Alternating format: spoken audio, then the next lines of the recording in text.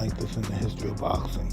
Since it began 250 years ago, it's never seen anything. It's great for boxing and believe we're gonna win.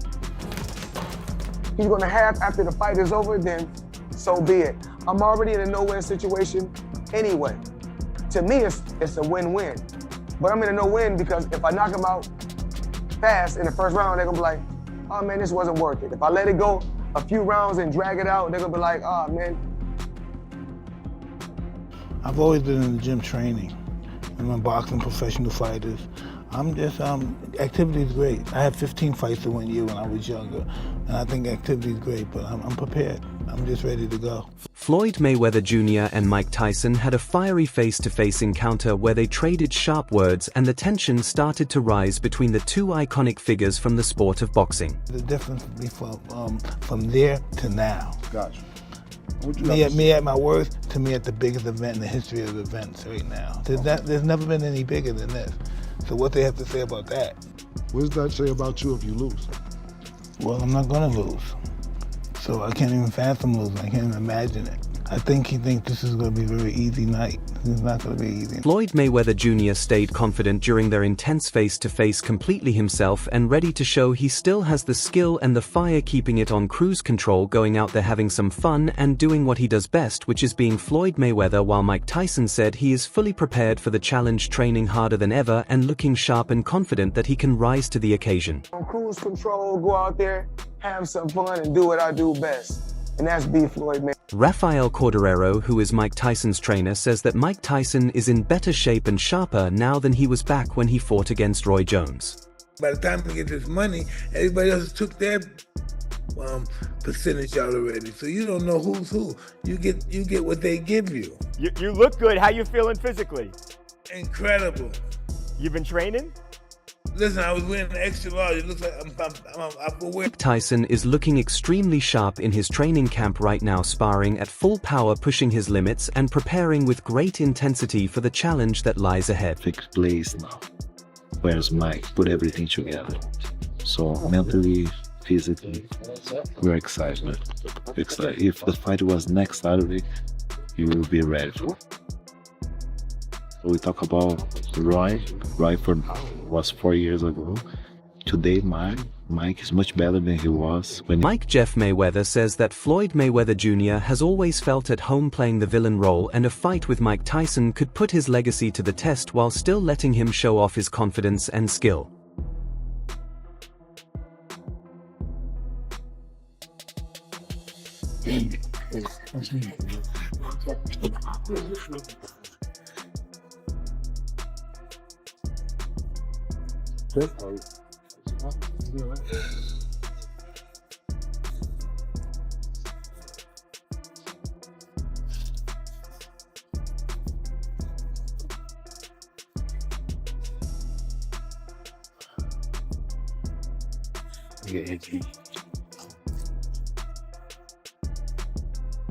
We'll probably okay.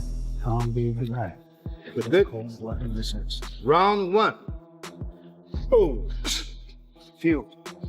Cut the ring. Exactly. Cut the ring. Meanwhile, Tony Jeff recently said Floyd Mayweather Jr.'s return is driven by ego, as he cannot accept being overshadowed, especially after Tyson versus Jake Paul. It's easy because Floyd always was the bad guy. Once again, he's gonna be the bad guy. And I think that if there's any way to try to remove his Floyd Mayweather Jr. is training hard in camp, moving with amazing sharpness and agility and looking surprisingly young while showing the speed and accuracy that made him great in his prime. Take as much money as we can while we can and then get out of the sport. But with these two, they're multi-millionaires. And I want to get into the tail of the tape and talk about exactly the records and all of that stuff with it. But first, I just want to say, I believe that these are doing this for different things. Mike Tyson is doing it purely for the money. Purely for the money. Floyd is doing it for the money as well, but also I believe Floyd's doing it for that limelight. You've seen the numbers that Mike Tyson, Jake Paul got, and I think this is the most viewed fight of all time. Mike Tyson, Jake Paul. I might be wrong in saying that, but I'm sure it was. It was hosted on Netflix. And Floyd's been one in the past with his ego that he wants to just, be in that limelight all the time. And when you're not in the limelight all the time. Floyd hits the heavy bags with both power and precision, showing off his speed technique and his unstoppable focus.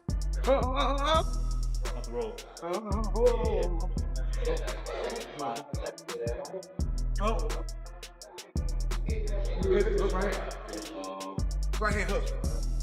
Again. Hook right hand.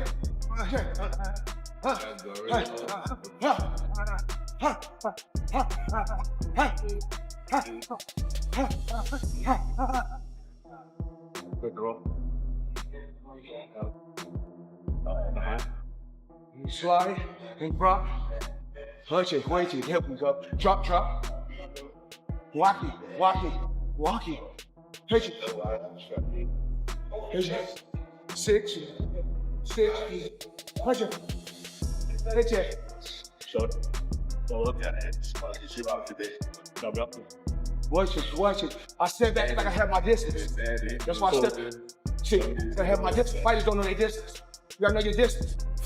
The analyst Henry strongly questions the direction that boxing is taking, with legends coming back for exhibition fights, pointing out that Manny Pacquiao is set to face Rosalind Pivkoff, while Floyd Mayweather Jr. is linked to Mike Tyson, and to him these matchups feel driven more by money than by any real sporting need, and he sees the whole situation as strange and uncomfortable, especially when older fighters are brought back for another run, and the worry around Tyson is even sharper after his recent high-profile return against Jake Paul, which already caused a lot of debate.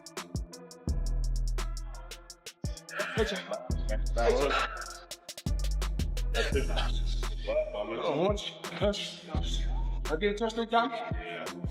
Hedge it.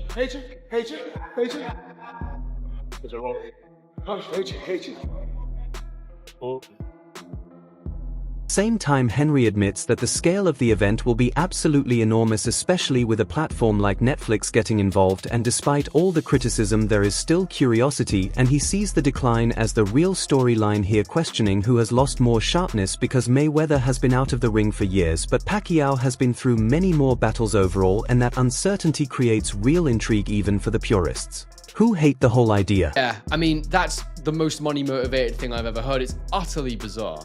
And I don't want to see Mike Tyson anywhere near the ring again, especially after that Jake Paul fiasco.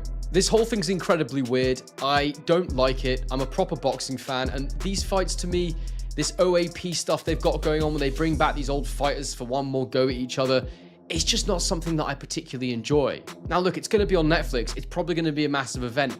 I'm probably going to end up covering it, because they are two former champions of note, and it is going to go on their professional records. But if you thought the first fight wasn't particularly entertaining, I can't imagine this one's going to be much better. The one thing I will say is that I believe Pacquiao's in better condition than I realized after the effort he put in against Mario Barrios. At the same time, Henry admits the scale of the event will... Adola raises serious questions about the reported clash between Floyd Mayweather Jr. and Mike Tyson in Congo, wondering whether the event is really happening or quietly fading away, and the unusually early announcement puzzles him, with the fight scheduled for September and revealed in February, and that gap feels way too long compared to the standard 3 or 4 month promotion cycle, and that long runway suggests either an ambitious global build-up or some uncertainty going on behind the scenes. And he also looks at Netflix and its strategy of putting on these spectacle-driven matchups. Could argue means he won't be as sharp in the ring. But then on the other hand, Pacquiao's had way more fights than Mayweather has, so you could argue he's got less left in the tank.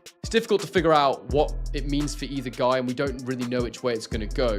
But I guess, if I'm being really honest, as much as I don't love it, there's always going to be a little bit of intrigue there. Kind of don't like myself for it, but I'm just being honest with you guys. And I think if we want to have a real conversation about what this fight represents, is a continued frustration around the truth about the first fight, which was that it came too late, and it turned into more and more of a cash grab. This fight embodies that to a whole new level. Even for the broadcaster Netflix, I don't believe they're truly invested in the sport of boxing.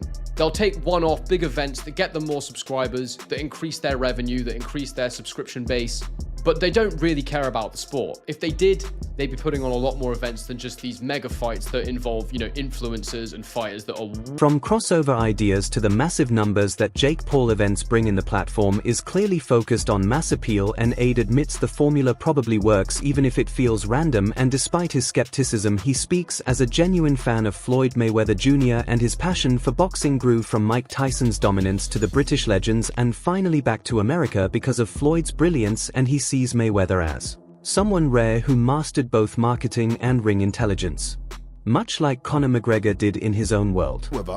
Versus Mike Tyson in the Congo. Is that now scrapped? Why are they announcing this several months before the event? I mean, is it a massive build-up? I mean, when you think about it, most fights are announced 3 months, 4 before an event. This one, September. We are in February, people. Like, what is going on? I mean, what are Netflix doing? Netflix are kind of, obviously they're picking up and putting on really random stuff. Like Ronda Rousey versus Gina Carano. If you are an MMA fan, that fight was supposed to happen way more than a decade ago. Way more than a decade ago. They're doing it now. Will it get big numbers? I guess it kind of will.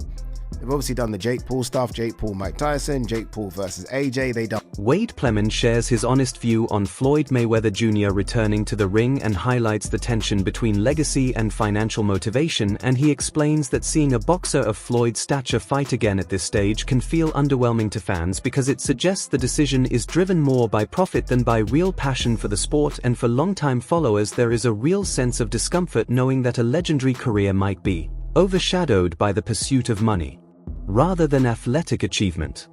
My journey into boxing, obviously when I was young, it was very much Mike Tyson, but then it went and became a UK thing. The ITV days of, I don't know, Ben Eubank, etc., Michael Watson, and then eventually Joe Calzaghe, Prince Nassim, etc., etc.